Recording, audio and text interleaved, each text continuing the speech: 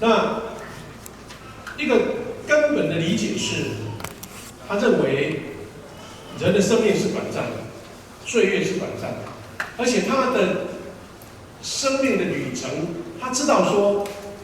我们的岁月是在上帝的震怒下缩短的。啊，这句话很有一种警示的味道，对不对？因为人的生命，那活到几岁，我的前几代，我的祖先跟我现在也差不多。为什么会讲到是震怒？那就是一个人对生命的理解。因为世人知道，人的生命的短暂、脆弱或是不可确定性，是因为上帝震怒。为什么呢？因为他知道人的罪产生了一些混乱，这个一个是缩短。如果从信仰去理解，我们知道，当亚当跟夏娃在伊甸园的时候，大概那个时候真的是园中无岁月啊，他不知道有什么样的岁月会让他变老，或是变劳苦。但是当人的罪在存在这个世界的时候，无论你是用哲学的角度，或是你用人生的经验的角度，我们都知道人的生命短暂，而且是一瞬间就消失了。诗人在讲到这段经文，在祷告的时候，他说人的寿命是70岁，他如果健康可以到80岁，可见在大卫那个时代，人能活到70岁，就是一个非常健康稳健的一个人生啊。那80岁我们是赚到的啊，所以我们在座如果是70岁以上的，我们如果存有这样的心，你会觉得一直是感恩的，而不是说好像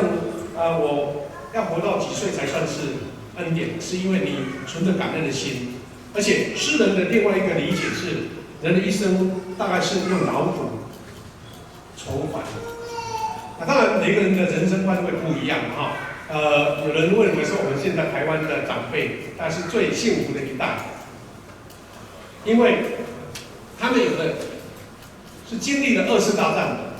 的一个伤害，不过那个时候他们都还很年轻，都是很幼小。过后我们整个台湾的过程，除了早期的物资比较缺乏之外，大概我们都没有经过战乱。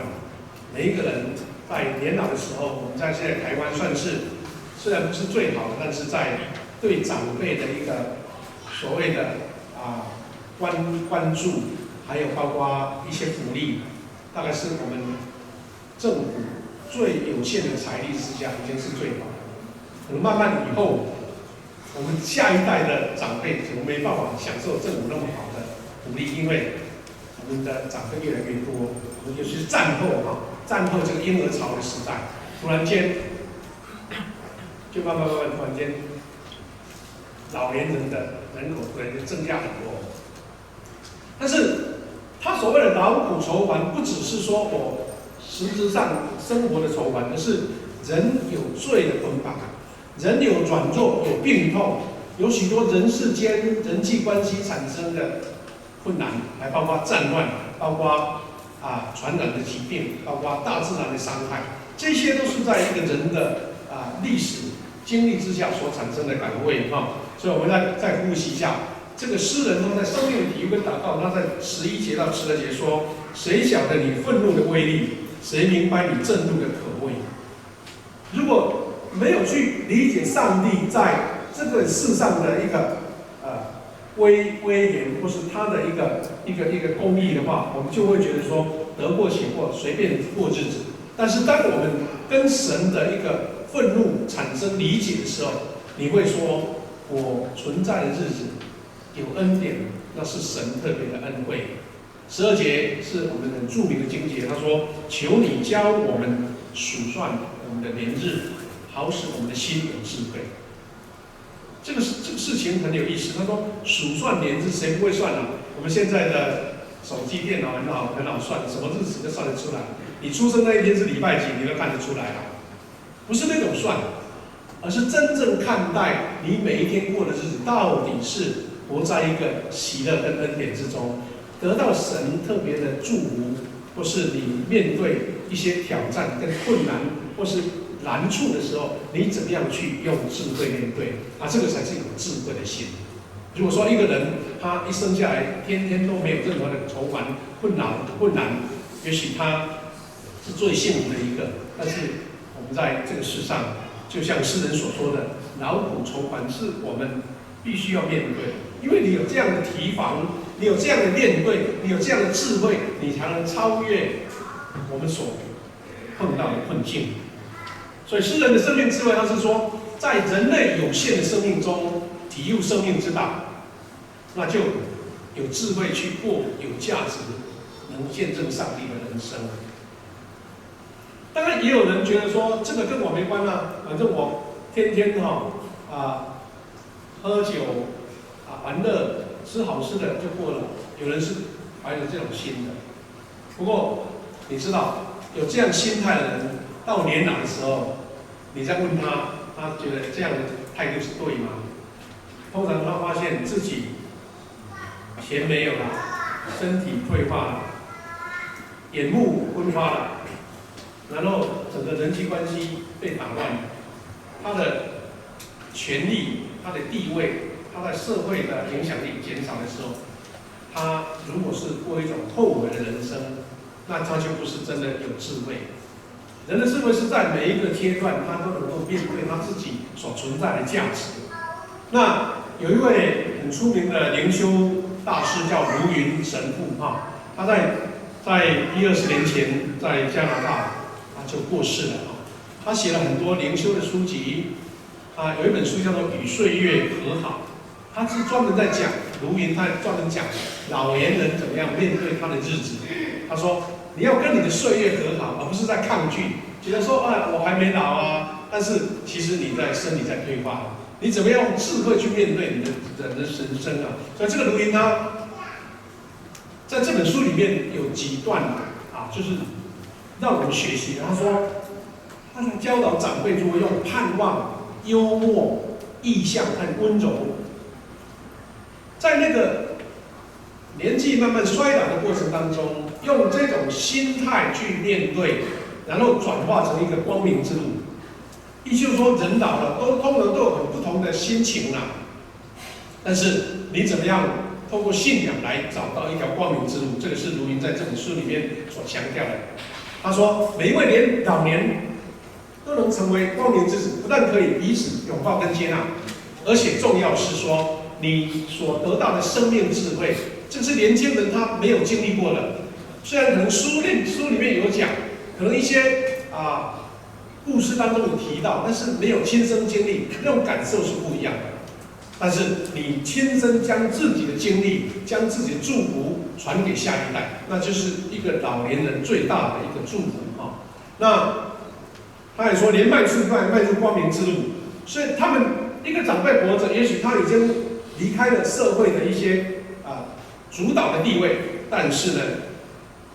为的是在我们这些破碎的生命当中。换句话说，在人世间，从幼年、青年到中年，整个过程当中，许多人因为看不清楚这个年岁的重要，这个生命的智慧，那长辈就是能够在这些破碎的生命当中，告诉他们什么样的路是正确的，头跟尾有很大的差异。也许我们所谓的本末倒置我们所谓的找错方向追求不同的那个获得，你怎么样去找？也许长辈是最有智慧能够做这件事情。意思是说传承这件事情。他这本书里面谈到一个很有趣的一个巴厘岛的传说这个传说古老的巴厘岛。他说，这个遥远的山村里面呢，百姓有一个很奇怪的习俗，也是他们长久流传下来的。在早期巴厘岛现在是一个度假胜地，对不对？但早期呢，是一个非常迷信的，或是很多异教崇拜的一个地区。他们生活并不是很充裕，所以他们有一种习俗，就是当老年人已经没有用了，不能上工了，不能去生产了，他们会把老人献祭，然后还把他们吃掉我不知道是不是全身都吃掉，还是吃掉他们的一部分，表示他们觉得这一个他们的养分已经被下一代吸收了。不过总之，这个传说呢，他们直到有一天，这个村里面完全没有一个老人，看起来大家都还年轻力壮的好像看起来很风光的感觉但是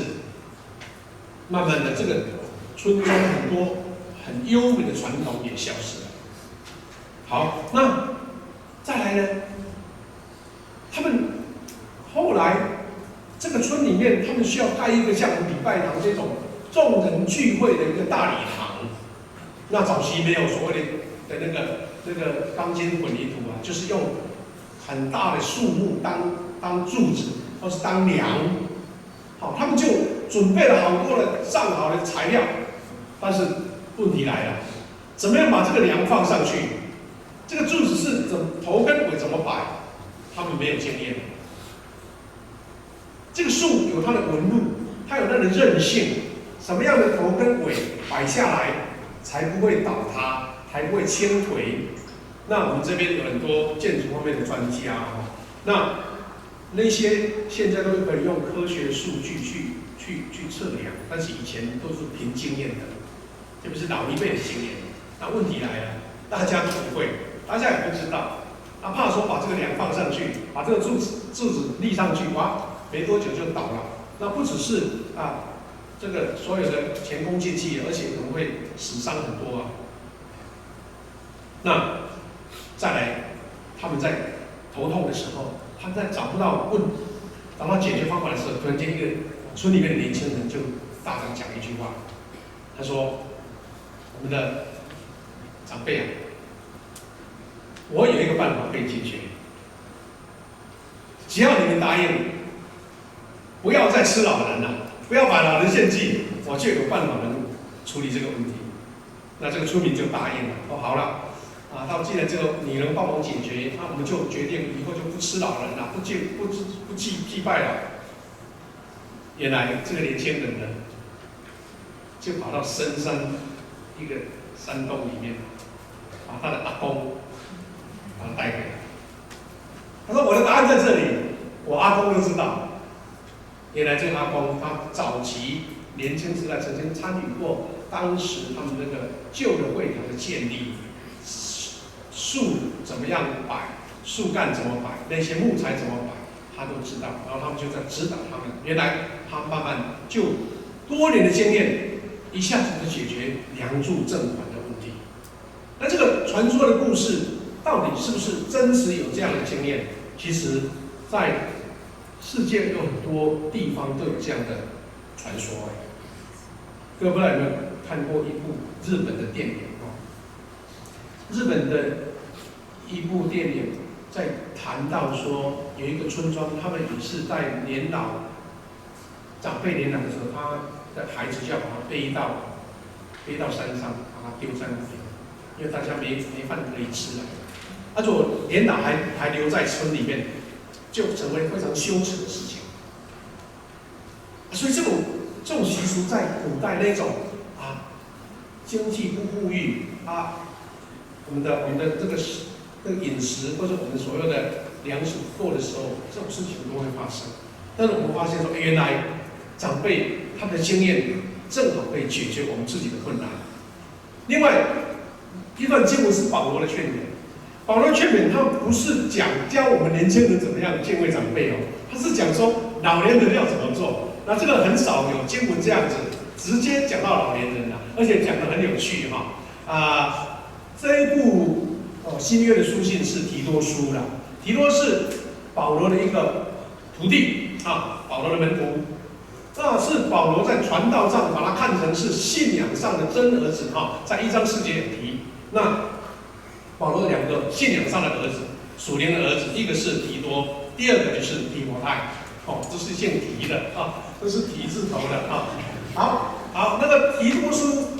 跟提摩太前后书有3本书嘛。我们如果在研究圣经的时候学者把它归类成教牧书信。教牧书信就是说，因为他们碰到了怎么样教导这些会友信徒，所以怎么样牧养。那因为刚刚提到提多跟提摩他们都年轻他说他特别在这一点提到说，你怎么样教导长辈很不简单，因为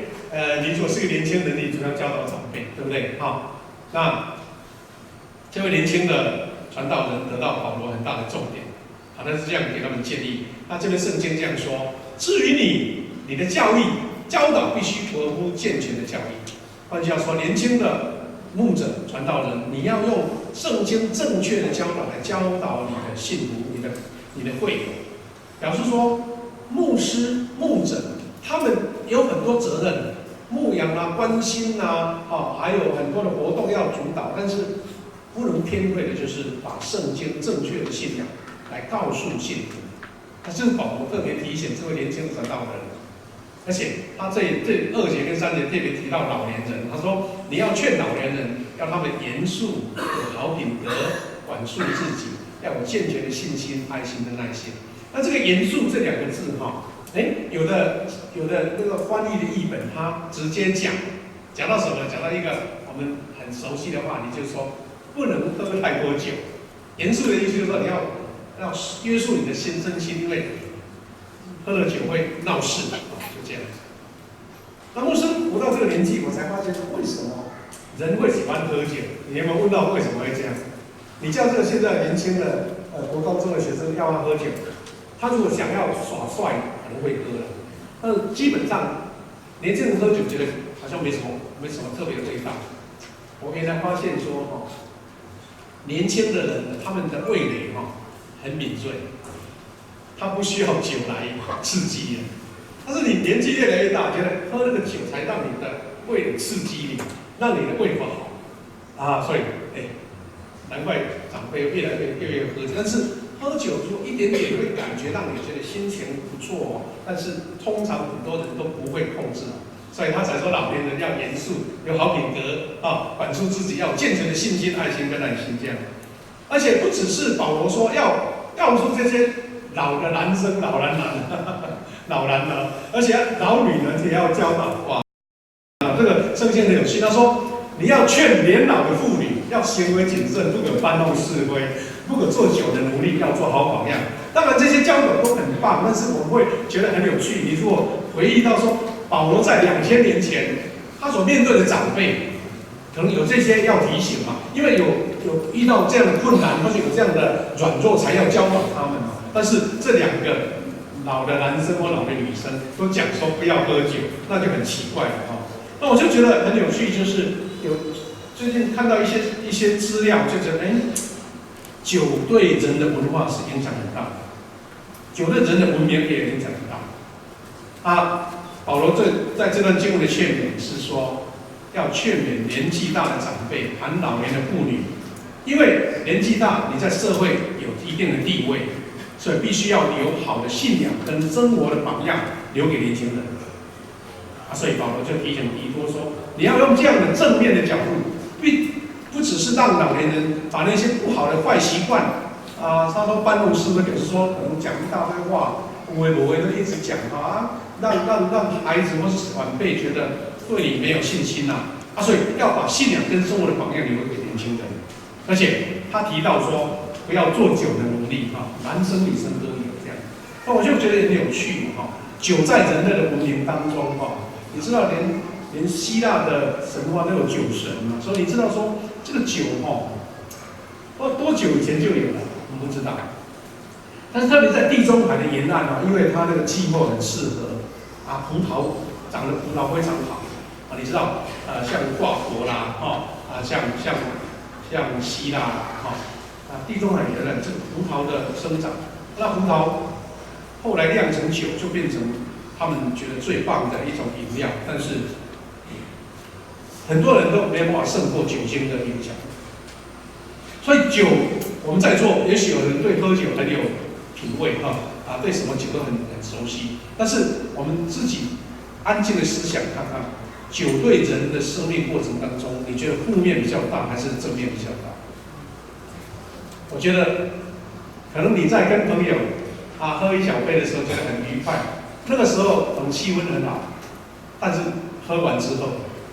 其他的时间都是负面，都是负面。尤其呢，牧师最近有看到一篇报道，他就在讲到说，我们台湾的一位学者医学的学者，他在美国当教授，他领导一个团队在研究酒精对人类的影响。在他整个世界的人类的文化的研究当中，他认为我们亚洲人因为他是台湾出生的，所以他特别研究台湾人有很高的比例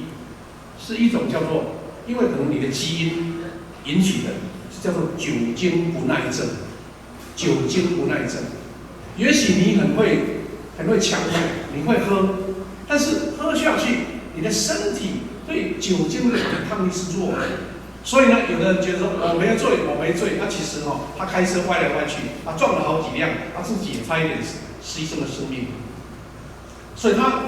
很想说要提醒我们的政府，你不只是说酒驾才处罚，而且要慢慢改变我们人觉得喝酒没事，因为酒精会影响身体，甚至以后成为很多疾病的来源。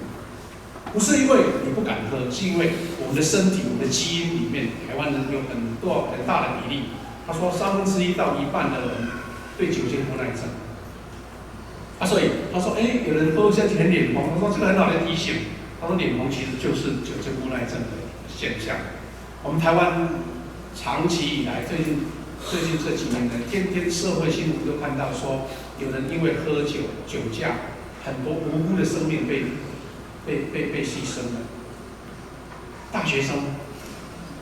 才人生刚起步，骑着机车就被酒驾人撞了。尤其这个酒对地中海的影响也很大。我这里看到一个报道很有趣，他说，欧洲人呢，喝酒的历史已经很久了。但是你知道，中世纪曾经发生过黑死病，就是鼠疫所产生的黑死病，在整个欧洲，我们现在所认识的法国、西班牙整个欧洲大陆，曾经让几乎1半的人口就是因为鼠疫死掉。所以大家当时科学或是检疫没办法那么厉害的时候，他们觉得说好像跟喝的水有关，可能里面脏，因为没有过滤的脏的水嘛，所以河边的水就舀过来喝了嘛。那他们是说，可能喝酒不要喝水，喝酒就不会。他们真的用这种偏方，喝了平常生活啦、吃饭要喝酒的，要煮东西才用水煮滚起来啦，可以杀菌。发现慢慢这种黑死病就消失或是减退，所以变成说欧洲人有一段时间在中世纪很喜欢喝酒，而且创造了很多的酒这样。德国人啤酒节你知道德国人在吃东西有时候矿泉水还比啤酒还贵这样子，他们不喝酒就很奇怪。但是好，喝酒可以防止疾病，那是一个正面的。但是没想到大家喝习惯了，变成酒精刺激了你的身体在宿醉当中，你怎么做事情？你怎么样去研究或是去讨论？直到在几百年前有人，特别是阿拉伯人，他们去伊索比亚找到了咖啡，他们把咖啡传从阿拉伯的管道传到了欧洲的大陆。他们刚开始喝的时候觉得说这个苦苦的怎么好喝呢？不过听说一位教宗喝到那个咖啡之后，他就跟大家讲，他说：“你们不要喝酒，改喝咖啡。”而且他们当时因为是所谓的回教徒在喝咖啡嘛，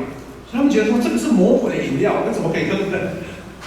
然后这个教宗就讲了一句话，他解决了这个问题。他说：“这个是魔鬼的饮料，那我们就不要让他们喝啊！这个要让上帝的子民来喝，不要让魔鬼抢去这样子。魔鬼的饮料就是说，不是坏东西是被魔鬼占去的，我会把它抢回来。”有一个历史学家这样在研究，欧洲人慢慢脱离酒的影响，改喝咖啡之后，间接造成文艺复兴。因为喝咖啡它不会宿醉，它也会提神嘛当然不能上瘾但提神慢慢对所谓的科学、所谓的文艺、所谓的艺术、所谓的哲学，慢慢就硬借着咖啡在改变那个生活习惯。当然这些是一个历史学家的研究，但是我的意思就是说，酒对人的生命的影响是很大的。好，那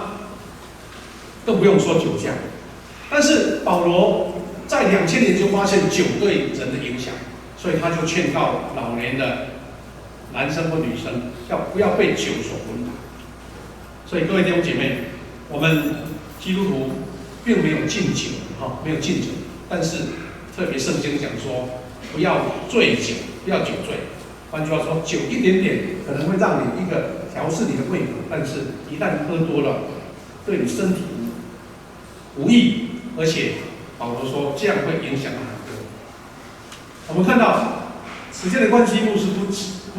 不常说，就是说我们在去年曾经读了约书亚记，对不对？这一个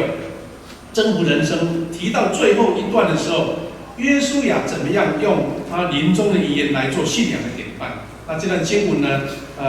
他最后一句话说：“至于我和我的家，要侍奉耶和华。”那这段话是在表示约书亚用他年老的一个威望，他用遗言跟信仰宣告，以诉说感恩的故事为主轴，然后用蒙恩的故事来做他的一个诉说，让这一些以色列的领袖知道他所经历的人生是神恩典的人生，然后以赞美救赎主上帝来分享给他们，而且表示他们在旷野曾经遭遇过很多试炼，40年的漂流，特别是因为他们拜偶像被神所击杀，所以他讲到最后故事说，从我前面的经历，我和我的家要跟随主，我要侍奉耶和华。他是将整个生命的故事分享给他的领袖，然后做一个决定。所以我们可以说，在这个敬老的日子的时候，我们怎么样让长辈也成为另外一个约书亚，成为后辈的典范？我们期待，也许在座我们比较年轻人比较多了不过很多人要先提前去知道老年的生活要怎么样过。我们教会有一个非常好的比较好的传统。我们早上第一堂的时候，我有70、80个长辈在唱诗歌也唱得很轻快的诗歌有的教会一旦说请你来参加少年团契，他马上会回你一句话说：“你以为我很老吗？为什么要去少年团契？感觉好像参加少年团契就觉得很老了，是认老了，不是了。其实我倒是期待我们弟兄姐妹有机会去少年团契跟他们互动一下。”有机会跟你家中的长辈互动，是你让你去预先理解老年人的生活是怎么样。所以你知道我们家里面如果有阿公阿嬷的，家里的孩子他们的生活的那个态度会比较健康，因为他知道阿公阿嬷他们怎么样度过那个人生，他提早知道，他会预备说有一天我就像阿公阿嬷这么老，我要怎么过去。所以中年团契不是给中年人，一定是中年人过的，是年轻一代的进去理解老年人他们怎么过生活。我们教会很多年轻人，他是享受跟阿公阿嬷在一起。如果在座的年轻人，你讲台语讲得最好，有可能是你跟阿公阿嬷讲台语，你才会讲阿公阿嬷的台语让你得到一个非常棒的人生的这个工具。不过，在2025年出现了日本一个名字叫下流老人。那我们从日文的文字看起来，好像这个文字有点那个怎么样呢？负面的话，其实它不是这个意思啦，不是我们台湾讲的下流，不是华文讲的下流，它讲的是人的寿命增长，经济拮据，因为人的生命成长，所以你存的退休金不够，慢慢你花完了，对不对？而且越年老越需要一些经费去看病啦，买一些辅具啦，所以会变成从上游一直到中游到下游，就是等于是你到下端的人生，变成一个贫困的高龄者那台湾其实也慢慢走进这个情况，所以我才说年轻人要先了解这个事不然你等你年老来不及预备所以我们台湾现在很多寿险公司在提醒你说，你40岁就要开始预备养老，你40岁就要先准备你的养老金，这个是很正确的。因为等你到时候你来不及准备了，有些很多保险你几岁以后就不能保了。所以台湾因为也同样有低利率，所以退休金你缩水了嘛，而且还发现了很多长辈，因为他的后辈子女没有办法很正常的工作，变成啃老族，所以变成我的老本要还分给我的下一代，所以难怪会变成下流老人。所以轮流下流老人的危机有这几项，有可能会发生在你身上，或是有几项会发生。比如说，你患了需要高额医药费的病，谁能预备呢？谁能预料呢？再来，无法促进在高龄可以看护的设施，也是刚刚讲的孩子啃老，有人是到熟年才离婚，这个在日本很普遍的，因为呢。日本的男生在上班，白天出去对不对？很晚才回来，太太白天他都会过得很舒服。现在等先生退休，那不得了，天天在一起，很多电影都在演这个所以现在发生在日本的社会现象就是，当你领到退休金那一天，太太就提出离婚，然后跟你讲说我要分一半财产，我要自己独立生活，我要不跟你生活这样子所以你的养老金就变成一半，对不对？这个都在这个日本，其实台湾也慢慢有这样的现象。那还有罹患失智症，身边没有可依赖的亲友，这些都是所以美国一位男演员叫做约翰·巴里摩，他讲过一句话，他说：“一个人只要有所追求，就还没有老。你还有人生的意向、人生的方向要努力，就不老。直到后悔取代梦想，才是真正老。后悔取代梦想，因为你没梦想，一直在后悔，说我当初为什么不这样，为什么不那样这样子所以，我们怎样让一个老年人活得非常的有尊严，活得非常愉快？那就是我们基督徒，特别在我们教会里面要努力的方向一个故事在讲说，有一个100岁的老爷爷他在为他庆生为他庆祝，请他讲一下他的一个感言他说：“我有2个秘密，为什么我会活到那么老，而且那么健康他说：“第一个秘密，我跟我太太已经结婚75年了，哇，75年，不知道什么婚金刚钻婚也都超过了他说：“我结婚的时候跟我的太太做了一个约定，他说我们如果吵架，谁错了就去外面走5公里不要在家里面吵。一个人他那个错的人要出去走5公里这样子。他说我已经走了75年了。他说难怪我身体健康，因为我走了70年。人家就讲说你太太也很身材很好也很健康年轻他怎么样？他说这个是我的第2个秘密，因为我一旦开始出去走的时候，我太太跟在后面，因为她看我有没有认真走，她是躲到咖啡厅，或是躲到那个公园坐，没有走5公里，所以她也跟我走5公里，所以难怪她也那么健康。那这个是一个小故事，在讲说，其实夫妻之间当然有一些摩擦，但是怎么样去度过那些困境，那彼此得到祝福。那最后我要讲的是说，现在台湾的社会已经进入到一个所谓的新的孝道观的时代。各位弟兄姐妹，无论是你的家人或是你的亲戚，我们发现说，现在很多老年人不是亲生的子女在照顾。你知道很多外劳对不对？外佣在看，我们送到安养院，我们送到那个老人的那个度假村。也许借着你缴的钱，但是变成别人，那这是我们台湾的社会必须面对。也许我这一代包括我们这一代，我们都要预备好，你将来你的老后的人生，不是在你的子女的家度过，而是你到一个非常设计很好的度假村，跟那些老人一起度过，是由别人年轻的那个工作人员来照顾你，但是我们必须面对的。有一位就是这个故事在20年前，有一位台湾非常出名的核子科学家叫孙观汉，我们长辈都比较认识他他是一个非常让人家尊敬的一个科学家。因为老年失智，他年轻都在美国研究，所以子女都不在身边。但是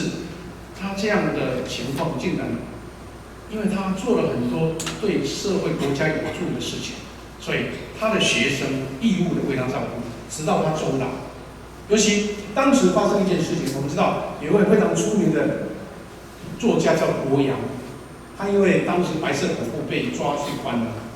这个孙观安老先生，因为他很有科学的地位，所以他勇敢出来搭救他，来帮助他的家人所以他的学生就义务的照顾他，直到年老。所以我们发现说，这个故事是一个象征的典型台湾慢慢进入到一个无血缘关系的人，但是有情谊关系的人在照顾长辈。所以台湾进入老年化的社会，这个情况越来越普遍。所以我们不只是要祝福我们的长辈，他们有更丰盛圆满的生命。就像约翰福音10章10节所说的：“盗贼来，不要偷，要杀，要毁坏。我来的目的是要使他们得生命，而且得了丰盛。”耶稣要我们提防生命的贼。诗篇的90篇的作者是讲说，让我有智慧，能够数算自己，其实就是要提防这生命之贼，把你的乐观，把你的意向，把你的梦想除掉，就成了一个哀叹的人生抱怨的人生念东念西的人生责备子女的人生这样子。那我们知道孝道是带有应许的诫命。那其实我们现在找到一个新的孝道的观念是怎么样呢？我们除了透过立法让政府有一个非常好的敬老的制度，你看我们现在很多老年人他们有老年年金，有所谓的农民的什么养老金，这些都是很多人努力得来的。以前呢，我们说养儿防老，现在不是，是因为我缴了税金，我缴了这样的这个老年年金，说我国家帮我养，所以我们在南部很多老年人讲一句话就在陈水扁当总统的时代，正式花了好像3000块给接老长辈。他们曾经讲一句话说：“哎呀，这个阿扁比我的孩子还优好。”其实他不知道说，其实是阿扁总统那个时代，政府用了国家的本力来照顾老年人，所以他们觉得说，我每个月可以自动入袋，还不要伸手跟孩子拿。那这个怎么样？国家的制度来进入到我们教会的制度，我们教会怎么营造一个孝道的环境？那我们刚刚第一堂礼拜，很多长辈他们